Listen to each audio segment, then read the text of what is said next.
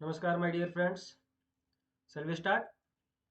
All right. So we have seen the overview of PIC 18F 47Q10, and we have seen almost all the things, even pin allocations and pin functionalities and everything we have seen.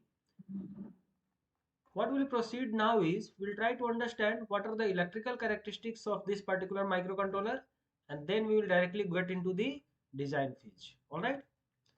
So before that, we'll just see what are the development support that is given from microchip. Okay. So microchip technology has very extensive development support, and at the same time you can see like PIC microcontroller that is called MCU. So DSPIC, all these things which is having the digital signal controllers and all these things have software as well as hardware development tools. All right. So our aim is to uh, develop our microcontroller with PIC 18F47Q10. All right. So you can see you have integrated development environment which is MPLAB X IDE, which I have already told you many times. And this comes with so many compiler and assemblers and linkers which are MPLAB XC compilers. It comes with 8-bit, 16-bit, 32-bit compilers. Then it has MPASM assembler, which is assembly language assembler. MP-Link is there, MP-Lib is there, MP-Lab is there. So basically, I'll tell you very easily. You download your MP-Lab X IDE, it will come up with all the required peripherals or all the required compilers. That is more than enough. Okay. And simulators, you know already, all these things are there. One thing is there is MPLAB ICD and PIC3. Okay. So basically, I'll suggest you both of them are available, but I'll suggest you go ahead with PIC3. It is bit easier and I mean available very easily. Okay. So what is the thing that you need? You need MPLAB X IDE for your programming and configuration. Okay. So it has GUI based configuration of pins as well. You don't need to write even a single line of code. Uh, the command that you give, it will automatically like configure the pin accordingly. Let's say you want to make the pins as IO pin, which is like input or maybe output, or maybe let's say you want to configure a PWM or ADC or UART, anything you want you can do in the GUI. That will tell later. Okay. Now let us move to the little bit of next page, which is electrical characteristics, because we need to understand what is the electrical specification that is available with the microcontroller that which we are going to utilize. Okay. So there is term called absolute maximum rating. In your dataset you will see the absolute maximum rating. So in absolute maximum rating you can see the ambient temperature range is -40 to 125 degrees centigrade. Okay. And storage temperature range is -65 to 150 degrees centigrade. The VDD pin, that is power pin, which will be minus 0.3 volt to 6.5 volt. So this is maximum rating over which my device may fail. Okay. So I'll recommend you read the absolute maximum rating, but always go ahead with standard operation ratings. Okay. There is the reset pin, MCLR pin, which is capable of taking up to 9 volt. All right. And all other pins which will be taking up to VDD plus zero point 0.3 volt. Okay. So let's say you have given 5 volt VDD, then IOs can take 5.3 volt. All right. This is how the understanding is. Next, we have VSS pin. Maximum current it can take up is 350 milliampere up to 85 degrees centigrade. And if you go for extended temperature, then from 85 to 125 degrees centigrade, it is having capability of 120 milliampere only. For 28 pin device, which is PIC 18F27Q10, so that will be taking up how much? 250 milliampere up to 85 degree centigrade, and 85 milliampere only up to 125 degree centigrade. The power pin, VDD pin, and VDD pin for like 40 pin device, it is going to take up to how much? 350 milliampere. It has more capability compared to 28 pin device. Okay, so it can take up to 350 milliamperes, and if you go for higher temperature range, then it will take up only 125 milliamperes. Okay. And any other standard IO, the maximum rating is plus minus 50 milliampere. But I'll suggest you not to draw or source or like sink this much amount of current. So plus 50 milliampere means it is acting as a source. Like you can drive some LEDs, some MOSFET, something, okay? And minus 50 milliampere means it is acting as a sink, okay? So microcontroller pin act as a input or as well as it can act as a output. So when it is acting as sink, it will be input, and when it is acting as source, it will be output. All right. So this is the main understanding. So in the meantime, like I'll try to give you this small tips as well, like what is output pin, what is input pin, how it is acting as a source, how it is acting as a sink, you know. So this is the thing, and overall power dissipation is around 800 milliwatt. Okay. Now let us move to the standard operating condition which I was talking to you. So standard operating condition, always you try to see the operating voltage must be VDD, which is greater than minimum and less than maximum. Okay. So you can see the minimum voltage is 1.8 volt. So you can see here in the maximum absolute rating, the VDD pin minimum is minus 0.3, but minus 0.3 it won't work at all. So minimum you have to give 1.8 volt. Okay. And maximum you don't go ahead with 6.5 volt, you go up to 5.5 volt only. So I'll suggest you this particular microcontroller, what we are talking about, PIC 18F47Q10. I want you guys all to memorize this number, okay? And dash I slash P I will add later, which will be, like referring 40 pin PD, okay? And if I tell EP, then it will be extended temperature, which will be minus 40 to 125 degrees centigrade, okay? So dash IP or dash EP is the exact part number for 40 pin PD package. Now the temperature range you can see minus 40 to 85 degrees centigrade, and extended temperature range you can see minus 40 to 125 degrees centigrade. So this is the standard operating condition in which we have to work. So my application of this particular like session is 5 volt application. So VDD will be my 5 volt. Okay. If you want, you can work with 3.3 volt as well. So my recommendation will be to utilize only these two voltage levels for your complete design. Okay. Next, coming to the fact that what is the frequency graph. So like this particular device can work up to 64 like megahertz.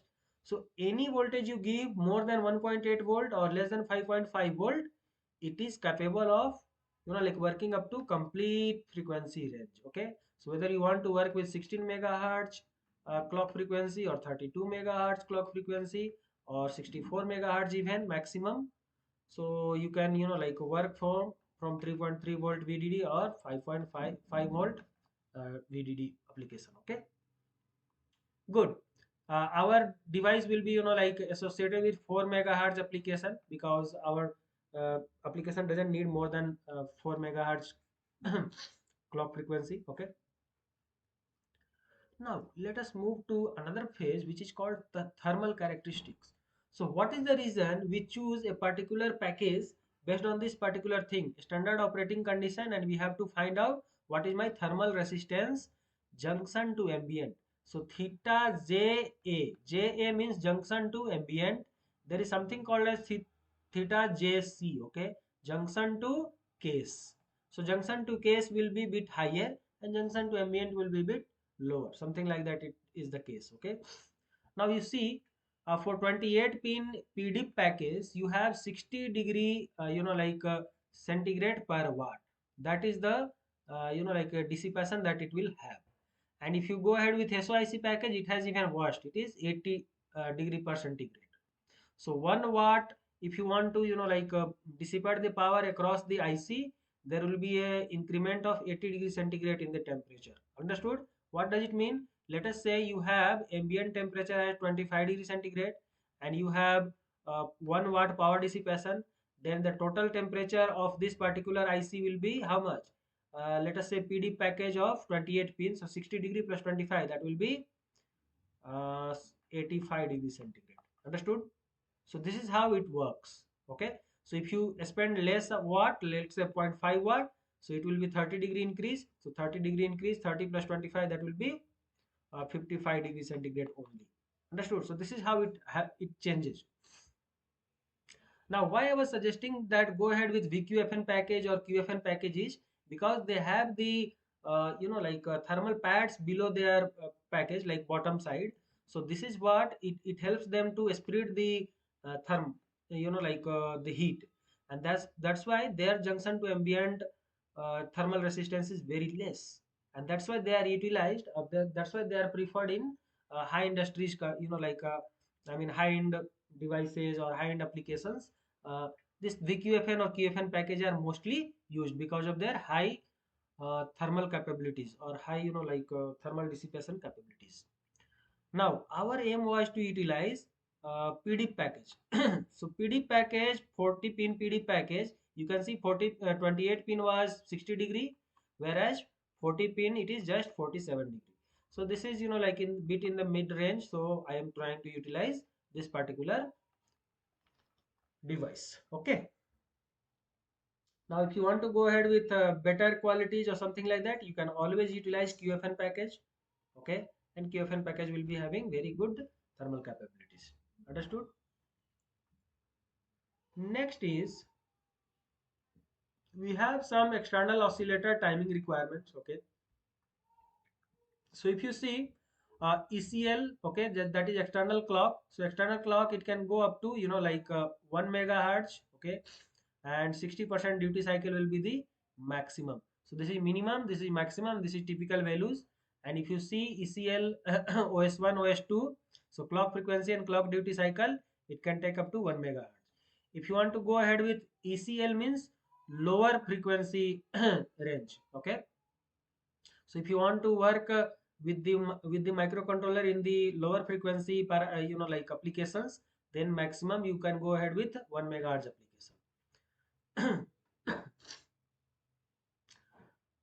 For medium range application, like that is called ECM. M is medium range application. So for medium range application, maximum frequency that you can go ahead with this microcontroller is up to 16 megahertz. Okay, and duty cycle you cannot go more than 60%. So generally we always utilize 50% duty cycle clock frequencies, as well as not up to maximum. We'll go always like half or quarter, like 1/4 of the maximum clock frequency allowed. Okay, and if you go ahead with high frequency capabilities, okay, high frequency range, then you can utilize full bandwidth, that is 64 megahertz. Okay, now low power oscillator, you can go ahead with up to 100 kilohertz, and except uh, the clock frequency you can go ahead up to 4 megahertz. Okay, so this is how some other oscillators are also there.